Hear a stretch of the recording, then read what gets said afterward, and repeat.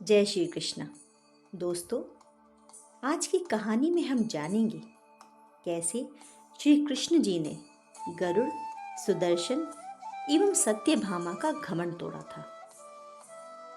चंद्रमा का प्रतिबिंब पानी में बनते हुए सभी ने देखा है, पर इस प्रतिबिंब का अस्तित्व चंद्र से ही है। अगर चंद्र ही ना हो तो प्रतिबिंब का कोई अस्तित्व नहीं। इसी तरह मनुष्य भी परमात्मा का ही प्रतिबिंब है, पर हम इस सत्य से अनजान अपने भौतिक अस्तित्व को ही सत्य मान लेते हैं।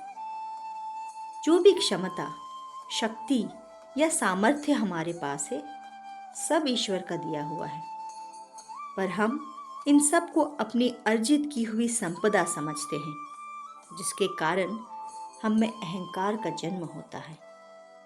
अहंकार एक ऐसा रोग है जो मनुष्य से अनुचित व्यवहार अथवा दूसरों का अपमान करवाता है। ऐसा ही अहंकार एक बार श्री कृष्ण के प्रिय सुदर्शन, गरुड़ तथा पत्नी सत्यभामा को हो गया था। तीनों का घमंड तोड़ने के लिए कृष्ण जी ने हनुमान जी का स्मरण किया और तत्काल हनुमान जी द्वारिका आ गए। हनुमान जी जानते थे कि श्री कृष्ण ने उन्हें क्यों बुलाया है, इसीलिए सीधे राज दरबार न जाकर कुछ कौतुक करने के लिए उद्यान में चले गए। वहां पर वृक्षों पर चढ़कर उत्पात मचा दिया, फल तोड़े और कुछ फल फेंक दिए। वृक्षों को भी उखाड़कर यहाँ वहां फेंक दिया और पूरा बागान वीरान बना दिया। हनुमान जी किसी अनिष्ट की इच्छा से नहीं आए थे, वे तो केवल कृष्ण जी की सहायता कर रहे थे और उन्हीं की इच्छा से वाटिका को उजाड़ रहे थे। बात श्री कृष्ण तक पहुंची। प्रभु, किसी वानर ने राजोद्यान को उजाड़ दिया है। श्री कृष्ण ने गरुड़ को बुलाया और कहा, जाओ, सेना लेकर जाओ और उस वानर को पकड़ कर लाओ। गरुड़ ने कहा, प्रभु, एक मामूली वानर को पकड़ने के लिए सेना की क्या आवश्यकता है? मैं अकेला ही उसे मजा चखा दूंगा। कृष्ण जी मन ही मन मुस्कुरा दिए, जैसा तुम चाहो, लेकिन उसे रोको। गरुड़ वाटिका गए और हनुमान जी को ललकारा, बाग क्यों उजाड़ रहे हो? फल क्यों तोड़ रहे हो? चलो, तुम्हें श्री कृष्ण बुला रहे हैं। हनुमान जी ने कहा, मैं किसी कृष्ण को नहीं जानता, मैं तो श्री राम का सेवक हूँ और मैं केवल उनकी ही आज्ञा का पालन करता हूँ, अन्य किसी की नहीं। गरुड़ क्रोधित होकर बोले, तुम नहीं चलोगे तो मैं तुम्हें पकड़ कर ले जाऊंगा। हनुमान जी ने कोई उत्तर नहीं दिया। गरुड़ की अनदेखी कर वह फल तोड़ते रहे और कहा, वानर का काम फल तोड़ना और फेंकना है, मैं तो अपने स्वभाव के अनुसार ही काम कर रहा हूँ। मेरे काम में दखल ना दो और झगड़ा मोल मत लो, मुझे आराम से फल खाने दो। गरुड़ नहीं माने और हनुमान जी पर आक्रमण करने के लिए आगे बढ़े। तब हनुमान जी ने अपनी पूंछ बढ़ाई और गरुड़ को दबोच लिया। वह कभी अपनी पूंछ को ढीला कर देते और कभी कस देते। गरुड़ उठने का प्रयास करते रहे, किंतु अंत में थककर हार गए। भगवान का वाहन जान हनुमान जी ने उस पर प्रहार नहीं किया, लेकिन उन्हें सबक सिखाने के लिए अपनी पूंछ को एक झटका दिया और गरुड़ को दूर समुद्र में फेंक दिया।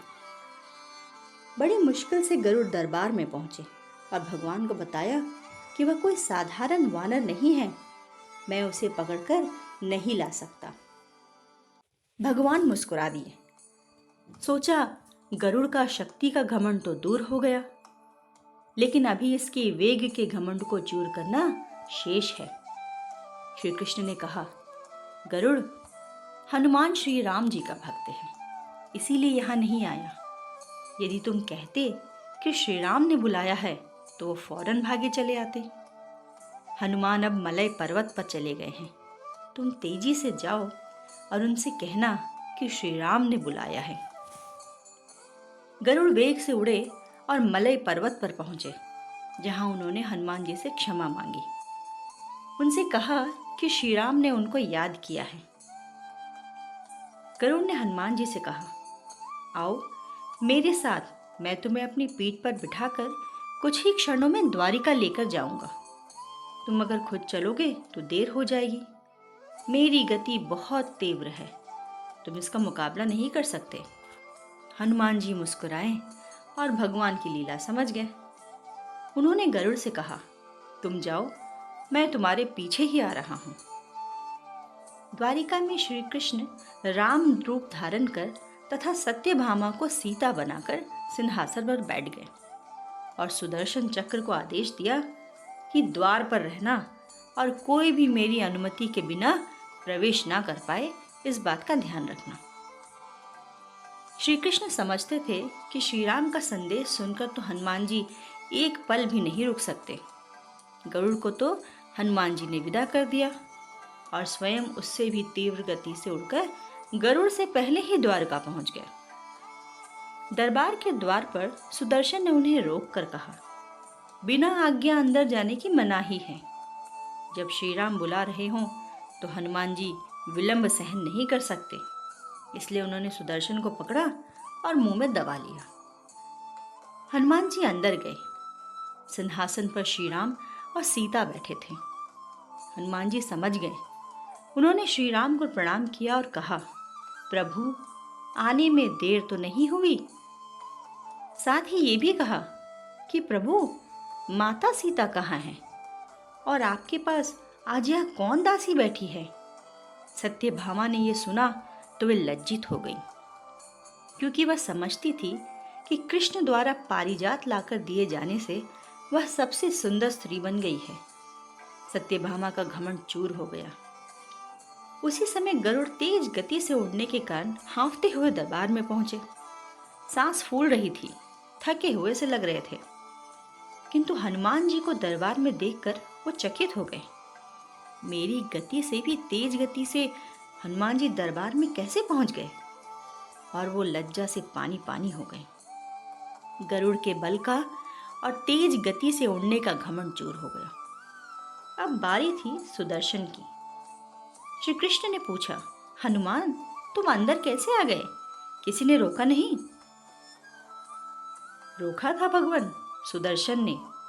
मैंने सोचा आपके दर्शन में विलंब होगा, इसलिए उनसे उलझा नहीं।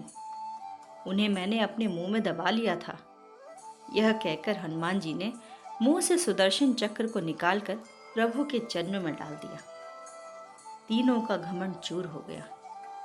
श्री कृष्ण यही चाहते थे। इस प्रकार भगवान श्री कृष्ण ने एक बार में ही तीनों का अहंकार समाप्त कर दिया। तीनों भगवान के सामने लज्जित अवस्था में थे। सभी ने प्रभु से माफी मांगी और उन्हें अपनी बात समझ आई। श्री कृष्ण ने हनुमान जी को गले लगाया। हृदय से हृदय की बात हुई और उन्हें विदा कर दिया। दोस्तों, यह कहानी आपको कैसी लगी कमेंट करके ज़रूर बताइएगा। अगर आपको मेरी कहानियाँ पसंद आई तो मेरी वीडियो को लाइक और शेयर करें और चैनल को सब्सक्राइब करें। राधे राधे।